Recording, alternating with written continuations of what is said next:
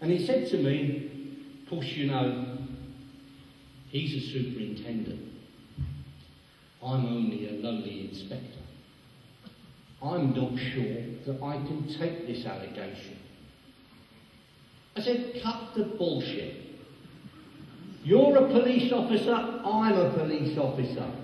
You know damn well that I could stop any police officer in the country, anywhere in the street, and ask them to record the allegation, and they record it, and it is simply recorded and passed on to the complaints division.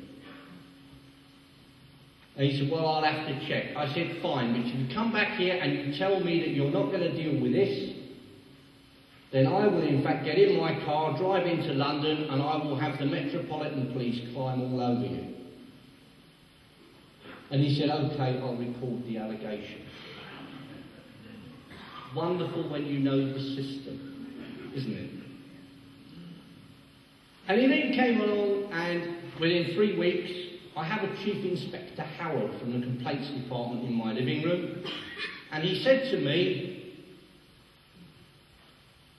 we've cleared the superintendent. I said, did you read all of the documentation that I submitted, evidencing the sedition and the treason? He said, I glanced at it. I said, did you read it? And he said, no.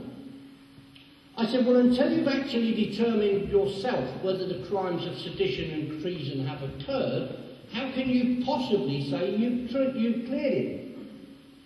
And he said, well, the reason we're not going to investigate it is because we don't want the Chief Constable's photograph and the crime book number on the front page of every newspaper saying that she is the Chief Constable investigating the government for treason.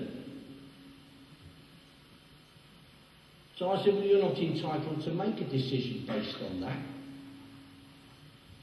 The law says that you are required, the oath you took said that you would carry out the office of constable to the best of your ability and without fear or favour, malice or ill will.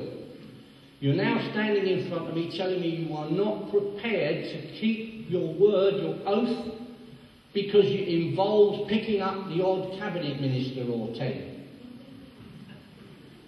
That is not a way that you are legally allowed to make that decision. And he said, well, we're not going to do it. He said, but the reason we're not going to do it is if in fact we got any convictions against any of his people, which we probably could on the evidence that you have supplied, and the evidence I have supplied is nothing to what is available to them, because they, if they arrest Douglas Hurd, will go out and seize all of his diaries, his computer disks, his bank statements, the whole lot, and they'll find out where his money actually comes from. They'll find out exactly how deeply into this he was involved, but he was Ted Heath's private personal secretary, so it was up to his neck without even thinking about it. So they will get convictions. But they are not prepared to convict, to prosecute any of his people, because if they get a conviction, which they probably could on the evidence supplied, they would have to go out and arrest every government minister for the last 35 years and charge them with treason.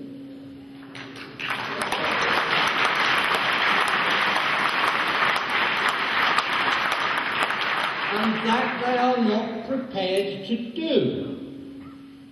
So I said to him, well, you're not entitled to make that decision either. Your oath says without fear or favour, malice or ill will. Government ministers in this country are not above the law. And you took an oath to uphold the law. I wrote to his boss the same day and I told him how unhappy I was about this state of affairs. We get back letters saying it's all finished and done with, so I'm in the process at the moment of reporting Thames Valley Police, named officers in Thames Valley Police, to John Yates at Scotland Yard for the criminal offence of compounding treason.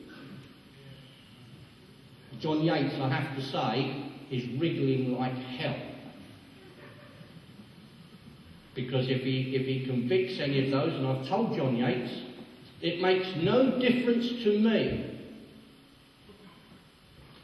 who I convict. I can convict Hurd and Co. of treason. I can convict Thames Valley police officers for misprision of treason or compounding treason. Or I can convict you for misprision of treason. In every case, the minute I get a conviction, I have proved that the 72 Act was brought about by treason at the highest levels of government in this country, and it cannot be permitted to stand.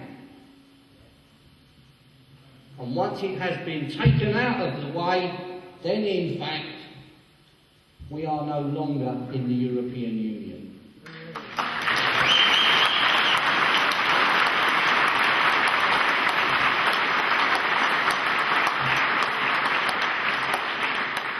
Now, I have a plan. Brian Garish describes it as the most cunning of cunning plans. But I need your help. Because what I want you to do is I want you to buy one of these off of me or off of David for a couple of quid. I want you to take it away. I want you to print it out as hard copy. And I want you to take it into your local police station, and I want you to say, I want to report a crime.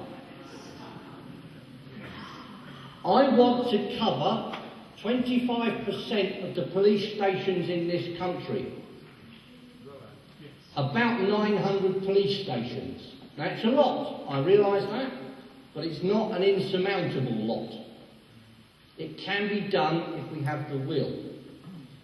Now, you report it to your police station, and your police station throw it back at you. So you then submit a formal complaint for serious neglect of duty and misprision of treason against the officer that wrote you the letter telling you to get lost. And the complaints department for that police station's area will throw it out. So you then go to your next nearest police force area, and you report your police force to that police force for the criminal offence of compounding treason. And the object of the exercise is this. I want every single police force in this country investigating every other single police force in this country for the criminal offence of compounding treason.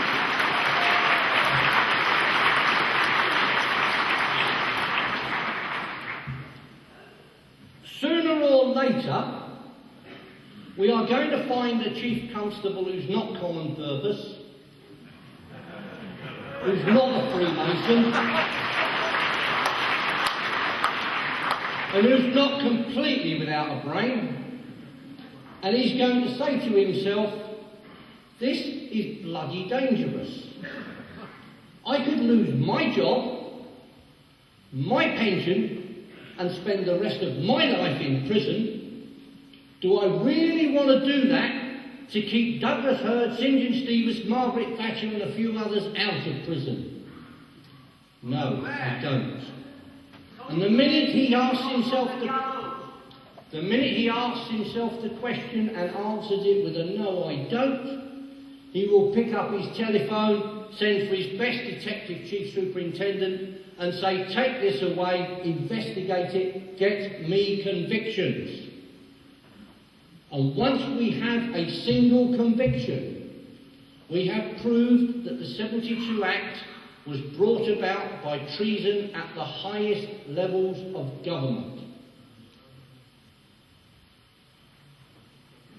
And it is treason.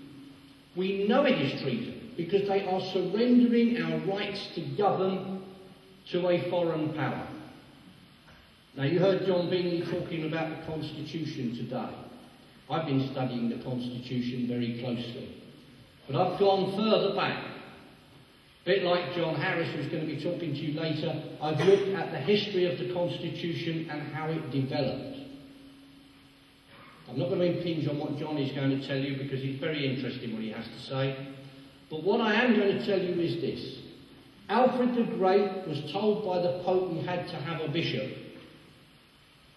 an archbishop. And Alfred refused that archbishop on the grounds that he had somebody that he would prefer for the job. And the Pope told him, "You are King of England because I make you Pope, I make you King. Because I make every king in the world." And Alfred said, "Not me. I was elected by the people of England to represent the people of England, to protect the people of England. And I don't want your archbishop. I have one of my own that I want.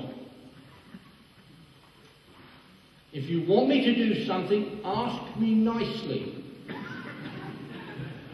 And I will consider it.